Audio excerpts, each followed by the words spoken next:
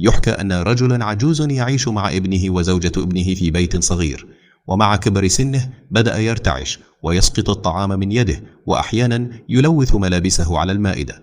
زوجة الابن كانت تنزعج وتقول لزوجها: أبوك يحرجنا أمام أطفالنا، اجعله يأكل في المطبخ وحده. تردد الابن لكنه خضع، ومنذ ذلك اليوم جلس الأب يأكل وحده على طاولة خشبية قديمة في المطبخ.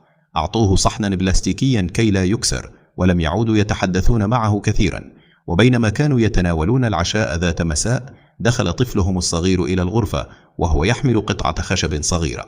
سأله الأب: ماذا تصنع؟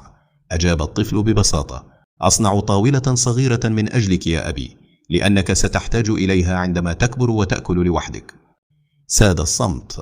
نظر الابن إلى والده ثم إلى طفله ثم بكى. وفي نفس الليلة أعاد أباه إلى المائدة وغسل له يده ووضع له صحنا نظيفا من جديد.